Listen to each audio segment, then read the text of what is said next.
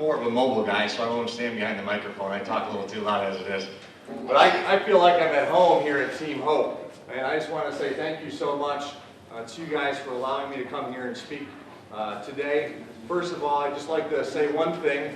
In my tenure on the school board, I have voted against raising taxes, and we have not raised taxes in this past year. Now, for those of you guys who don't know me, my name is Mike Hastings. I'm running for State Senate in the 19th District. I'm originally from Orland Hills, Illinois, which is right across the street from Tinley Park. I went to a high school called Andrew High School. I was the Illinois All-State football player, and I was elected the president of my student government. When I graduated Andrew High School, I accepted an appointment to the United States Military Academy at West Point.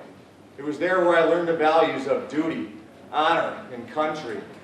And on 9/11, unfortunately, I was there when the 9/11 attacks happened. And my life and my future for the next 7 years was cemented.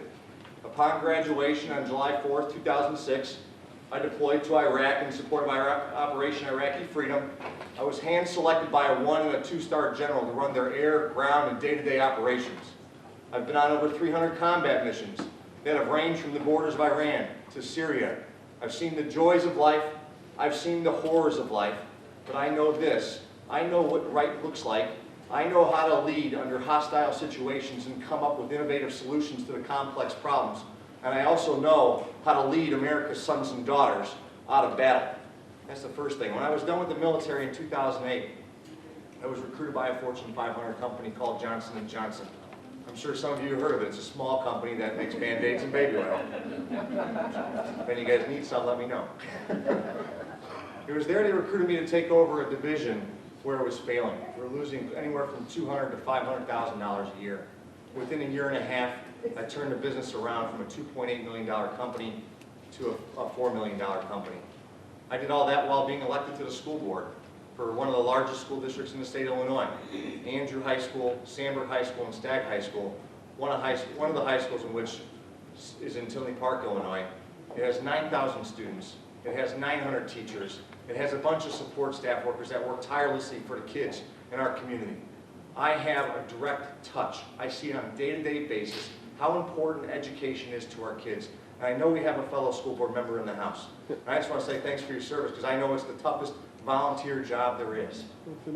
But when I see schools on the north side and I see schools on the south side, just like Congressman Jackson says, there are significant inequities. Significant inequities. We've balanced a $130 million budget for the past 3 years, and that's no small feat. And that's almost a similar size to a municipality. And there's a lot more moving parts going on in terms of employees and issues. I'll tell you this, I walk door to door every day.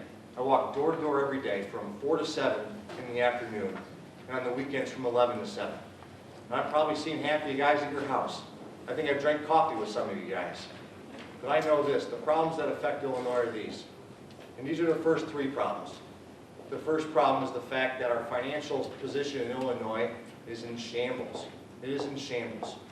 We're $85 billion in unfunded pension liabilities. We're 6 months behind on the bills, and that's unacceptable. The second thing is our education. Our education, just as Congressman Jackson said, it's not equal on the north side compared to the south side, and that is not right. The third thing is the fact that we're losing 7% jobs to states outside of Illinois. Wisconsin, Indiana, Tennessee. Why doesn't everyone want to come to Illinois? We are at the epicenter of job creation and job growth. We have I-80, we have I-57 corridor. Why aren't businesses coming here? That's my question. But the fourth thing that hits home the most is this. I go door to door and we ask every voter what the biggest problem is. There is a mistrust between the elected officials in Illinois and the people that elected them. And I find that fundamentally wrong. My experience is well-rounded. I've worked with sheiks. I've worked with imams. I've worked with terrorists. I've worked with teachers. I've worked with students. I've worked with mayors. We collectively get together and find the solutions to the problems. In the past 3 years, I've laid out a plan when I was elected for school board, and in 3 years, my objectives are complete. And like I said before, we haven't raised taxes. Well, I voted against taxes the first time, and we haven't raised taxes the last year.